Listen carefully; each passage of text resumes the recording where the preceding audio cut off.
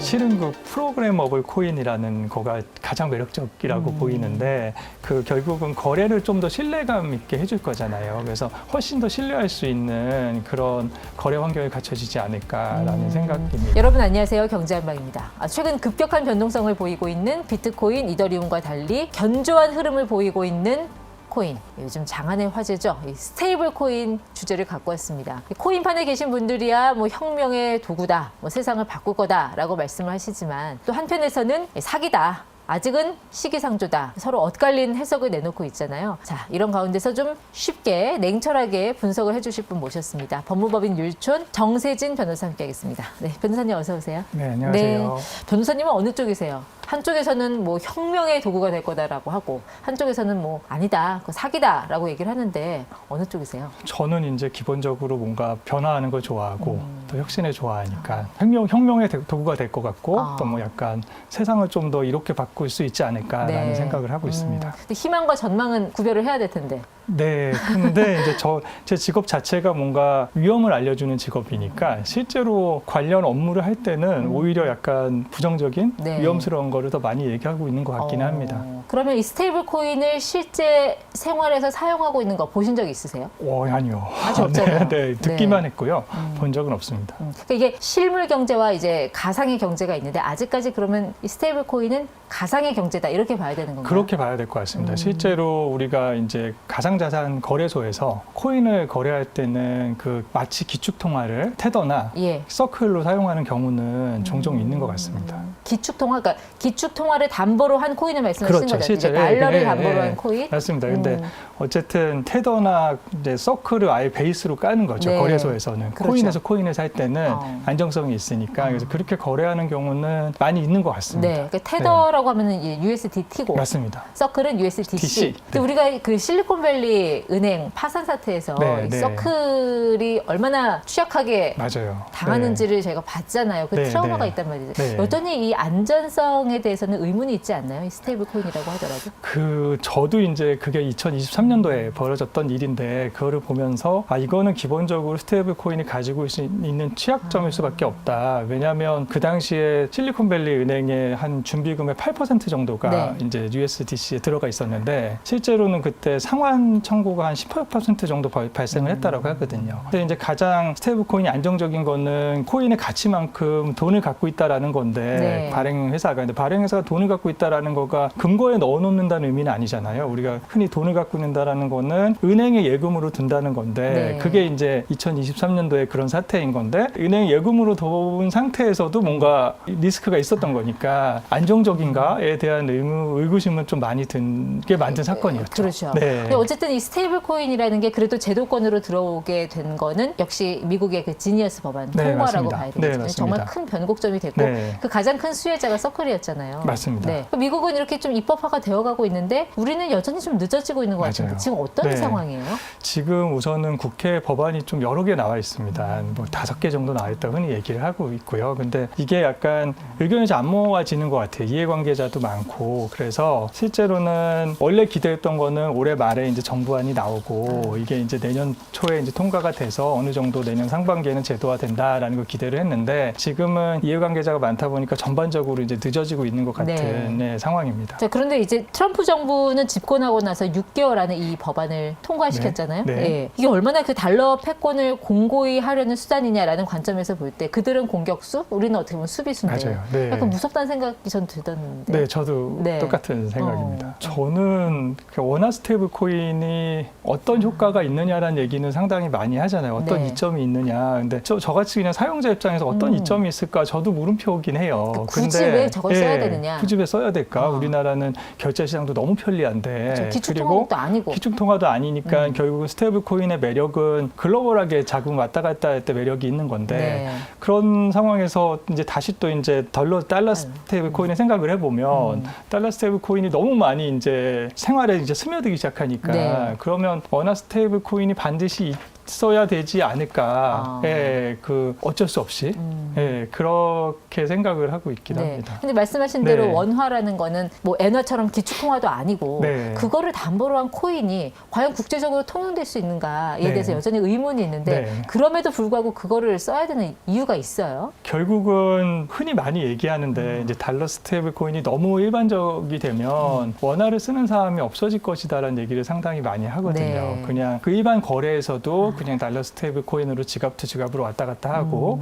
이렇게 된다라고 하면 뭔가 그만큼 편리한 무언가가 있어줘야 원화도 그나마 대응할 가능성이 있는데 그런 면에서는 스테이블 코인이 있어야 되지 않나라는 생각인 것 같습니다. 예. 그러니까 현재 스테이블 코인 시장에서 시총 1위는 테더, 테더죠. 예. 2위가 서클. 맞습니다. 네. 근데 이제 테더는 수요가 있는 곳에는 어느 곳에서든 사용할 수 있게 돼 있는 네. 거고 네. 서클은 약간 규제 중심으로 설계가 돼 있는 네, 거잖아요. 맞습니다. 예. 어떤 게 더 지금 금융시장 환경에서 유리하다고 보세요? 그 두 코인을 비교하자면. 그 질문도 많이 하시는데 네. 지금 아마 테더가 60% 후반 정도일 거고 서클이 한 20% 초반일 시장 점유율 거예요. 말씀하시는 점유율이 거죠? 그럴 예. 거인데 이제 서클은 미국 법인이고 약간 미국의 라이센스도 갖고 있으니까 제도권 안에 있기도 하고 미국산. 네. 예, 그리고 이제 테더는 버진 아일랜드 법인이기도 하고 약간 여러 가지에 있어서 뭐 준비금이나 이런 걸 공개가 좀 미흡하다라고 해서 네. 아까 서클은 규제 친화적이고 테더는 그렇지 않다라고 얘기를 하는데 결국 지금 봤을 때는 예전에는 테더가 준비 자산을 위험 자산에 좀 이렇게 두고 있었던 적도 있었는데 네. 지금은 테더도 거의 다 단기 채권에 준비 자산에 두고 있고 네. 서클도 동일하잖아요. 그렇죠. 네. 그러면 이용자 입장에서는 큰 차이가 없기 때문에 그냥 이미 편하게 사용하고 있는 테더를 계속 사용하지 않을까. 네. 그래서 서클이 뭔가 점유율이 좀 늘어나는 건 있겠지만 여전히 테더가 대장이 되지 않을까라는 네. 생각입니다. 그러니까 우리가 스테이블 코인을 크게 한 두 가지로 나눠보자면 USDC, USDT 같은 법정 화폐 담보형이 있고 테라 루나 같은 알고리즘형 맞아요. 코인이 있잖아요. 네. 근데 우리가 워낙 이 테라 루나한테 뒤어서 네. 이 알고리즘형 코인은 더 이상 나오기 어렵다고 봐야 되나요? 저는 어려울 것 같아요. 왜냐하면 우선은 말씀 주신 것처럼 테라 루나에 너무 되어가지고 그 법이 거의 다 준비 자산을 어느 정도 갖고 있으라고 이제 얘기를 하잖아요. 그래서 나오기는 어려울 것 같은데 그나마 가능성이 있다고 생각하는 거는 결국은 점점 기술이 발전하니까 네. 예전보다는 좀 더 똘똘한 알고리즘으로 이 가격을 통제하는 거가 가능할 것이고 예. 그렇다면 지금은 이제 준비금의 100%를 무조건 갖고 있어야 된다라고 하고 있는데 이 준비금의 100%가 아니라 뭐 70%, 네. 80% 이렇게 좀 떨어지고 나머지는 알고리즘으로 컨트롤하는 예. 뭐 이런 거는 나올 수 있지 않을까라는 생각은 해보고 있습니다. 자, 그 100% 준비금 말씀하셨는데 준비금이라고 하는 거는 네. 뭐 달러예요? 뭐 국채예요? 정해진 게 있어요? 지니어스 법안에서는 달러이거나 요금을 예금이거나 예. 아니면 93일 미만의 단기 국채 단기 셋 중에 국채. 하나를 하라고 되어 있고 지금 우리나라에 나와 있는 다양한 법안들에서도 비슷하게 얘기를 하고 있습니다. 근데 사실 가장 큰 수익 모델은 역시 국채라고 네. 봐야 되죠. 네. 이자가 한 4%, 5% 정도 네, 그 정도 되니까. 됩니다. 네. 예. 그러면 스테이블 코인은 그 국채를 담보로 했다라고 하면 미국 국채를 담보로 네, 했다고 네. 하면 이거는 정말 뭐 코인런 이런 거 걱정 안 해도 되는 안전한 자산이라고 봐도 되는 건가요? 그러니까 우선은 코인런이라는 게 그냥 예금으로 갖고 있었던 실리콘밸리 은행 사태에서도 벌어졌었고 그리고 국채라는 거가 단기긴 하지만 국채의 가격도 이제 출렁출렁 하잖아요. 그렇죠. 그 국채를 예. 내놓으려는 사람이 많으면 가격이 또 떨어질 것이고 그러면 100% 갖고 있는다고 하면 불이치는 늘 발생할 수 있잖아요. 네. 그러면 불이치가 발생했다라는 게 또 뭔가 알려지게 되면 또 불안하니까 막 더 많이 팔고 할 텐데 네. 코인런이라는 거는 그 뱅크런 아까 비교해서 디지털 환경에서 되기 때문에 네. 엄청 속도가 빠를 거거든요. 그래서 뭐 여전히 발생할 수 있다. 그래서 안전한 자산일까라는 거에 물음표. 그리고 그거에 대해서 부정적으로 보는 사람들은 스테이블하지 않은 스테이블 코인이라는 용어를 많이 쓰더라고요. 그래서 완전히 안정하지는 한 건 어렵지 않을까. 네. 그러니까 어떤 거를 담보로 네. 하느냐에 따라서 그 코인의 안전성이 달라질 것 네, 같긴 네. 한데 비트코인을 담보로 한 스테이블 코인 나올 가능성 없습니까? 저는 어렵다고 보는데 비트코인이 너무 가격이 이제 왔다 갔다 하잖아요. 네. 근데 실제로는 뭔가 가격이 안정돼 있는 거에 패깅을 시키는 게 스테이블 코인인데 그러면 비트코인은 어느 정도 안정이 돼야 되는데 그리고 실제로 화폐라는 거는 기술이 아니라 신뢰를 기반으로 하는 네. 거잖아요. 그러면 사회 전체 전체가 비트코인이 되게 안정적인 그런 무언가다라는 신뢰를 형성을 해야 될 것 같은데 최근에도 엄청 많이 떨어졌고 네. 예, 그리고 수많은 사람들이 비트코인을 사는 거는 가격이 출렁출렁하니까 투자 가치가 있다라고 사는 거잖아요. 그렇죠. 예. 그런데 그게 뭔가 그 아까 담보형으로 아. 할 수 있는 그런 통화가 될 수 있을까라는 거에 대해서는 상당히 부정적인 생각입니다. 그렇죠. 워낙 이게 가격 등락폭이 네, 크니까 운용사 네. 입장에서는 발행보다 더 많은 그 자본을 갖고 있어서 이렇게 버퍼를 주지 않는 한 엄청난 자본을 태울 수 있는 운용사가 아닌 이상은 신생은 힘들다 이렇게 보시는 거죠. 그것도 그럴 것 같아요. 예. 네. 그러니까 요즘은 이제 IT 기업들이 금융을 할 수 있게끔 법안이 완화가 됐으니 네. 이 스테이블 코인 시장에서도 IT 기업들이 더 경쟁력을 가질 수 있다 이렇게 보세요? 우선은 스테이블 코인을 발행하는 데 있어서 발행자의 IT 기업이 당연히 저는 들어갈 거라고 생각을 해요. 근데 실제로는 전통적인 금융회사보다는 발행하는 라이센스를 받는 데 있어서 규제가 좀 더 엄격해지지 않을까라는 생각을 하는데 네. 어쨌든 발행대가 된다는 전제 하에서 이제 질의 주신 거를 생각을 해보면 네. 결국은 IT 기업들이 대부분 플랫폼을 다 운영을 하고 있고 우리가 매일매일 그 플랫폼에 오랜 시간 머물러 있잖아요. 그리고 그 플랫폼은 늘 전자상거래랑 연결이 되어 있어서 많은 결제와 이제 거래가 거기서 발생을 하는데 그렇다면 IT 기업들이 스테이블 코인을 발행한다라고 하면 본인의 플랫폼에서는 그거를 사용하도록 유도를 할 것이고 그 플랫폼에 입점해 있는 회사들에 대해서도 그 스테이블 코인으로 좀 결제하도록 유도를 할 거잖아요. 그거는 뭐 너무 당연한 사업을 한 입장에서 그렇게 된다면 결국은 자금이 이제 거기에 많이 머무를 수도 있을 것 같고 그러면 뭔가 좀 더 집중받는 그런 네. 민간 스테이블 코인을 발행하는 IT 회사들은 은행에 상당히 위협적이지 않을까. 그래서 새로운 좀 중요한 금융권 플레이어가 되지 않을까라는 생각입니다. 그럼 지금 그 변화되는 이런 크립토 시장의 생태계 움직임을 봤을 때 네. 스테이블 코인이 기축 통화가 될 가능성 물론 조금 먼 일이긴 한데 네. 있을까요? 저는 어렵다고 보는데 그거는 이제 스테이블 코인에 대한 그 약간 이제 긍정적이지 않은 시각들도 많고요. 그리고 스테이블 코인으로 결제를 한다고 했을 때 그거를 다 받아들이진 않을 것 같은데 우선 통화라는 것 자체가 무제한 통용력이 있어야 되는 거잖아요. 그런 면에서 좀 어렵지 않을까 싶고 기본적으로는 스테이블 코인이 국경 간에 왔다 갔다 하는 거에 큰 장점이 있는데 그게 이제 반대급부로 자금 세탁이나 외환 관련된 또 이슈들이 생기니까 그 법에서 자금 세탁이나 외환 의무를 준수해야 된다고 넣는단 말이에요. 그럼 어떻게 준수해야 되는지 모르겠어요. 그런데 그런 걸 준수한다라고 하는 거는 뭔가 확인을 하는 걸 늘린다는 거잖아요. 어떤 사람인지 확인하는 거를. 그러다 보면 스테이블 코인의 또 장점도 없어지지 않을까. 속도나 약간 그래서 그냥 기축 통화, 그러니까 통화가 된다라는 건 어렵고 그래서 흔히 말하는 게 화폐 대용제, 화폐 같은 거. 뭐 이렇게 그렇죠. 얘기를 하는데 딱 그 수준에 머물지 않을까. 그러니까 스테이블 코인의 가장 큰 장점이자 유일한 장점이라고 하면 빠르다라는 거. 그렇죠? 그리고 수수료가 굉장히 낮다라는 거. 맞습니다. 근데 그게 유일한 장점이라고 해도 굉장히 강력한 장점이기도 해요. 사실 미국에 송금할 때 아시잖아요.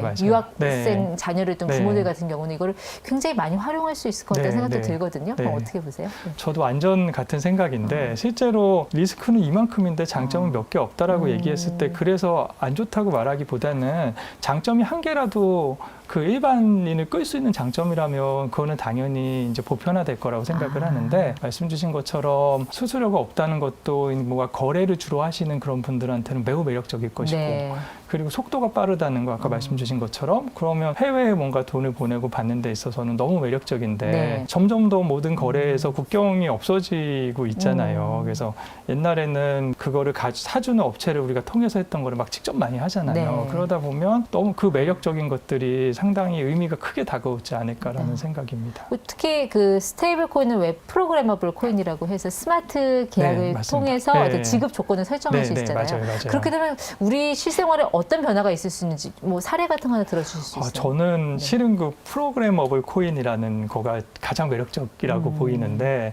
그 결국은 거래를 좀 더 신뢰감 있게 해줄 거잖아요. 그래서 흔히 예로 많이 드는 거가 뭐 제가 물건을 서울에서 부산으로 보낼 때 아니면 한국에서 해외로 보낼 때 생각하면 제가 이제 운송업체를 통해서 물건을 보낼 때 프로그래머블 하니까 그 프로그래밍에 그 스마트 계약이랑 GPS를 연동시켜 놓는 거예요. 그러면 제가 쭉 보다가 그냥 쭉 있다가 그 서울과 부산의 중간이 한 대전 정도일 텐데 대전에 그 화물이 와 있는 게 GPS에서 딱 밝혀지면 50% 먼저 돈이 넘어가게끔 하고 완전히 도착했을 때 나머지 50%가 넘어가고 네. 뭐 운송기사한테도 얼마를 준다라는 거가 처음에 다 코딩이 되어 있으면 그렇죠. 딱 벌어진다고 하면 돈을 안 줄 것 같은 위험도 없고 물건 갖고 딴 데 갈 것 같은 위험도 없고 네. 하니까 훨씬 더 신뢰할 수 있는 그런 거래 환경이 갖춰지지 않을까라는 생각입니다. 근데 다만 이제 소비자 입장에서 봤을 때 이 스테이블 코인이라는 거는 예금자 보호법 같은 게 없잖아요. 맞아요. 아직까지는. 예. 그런 데서 오는 불안감이 있지 않을까요? 그래서 저도 안 할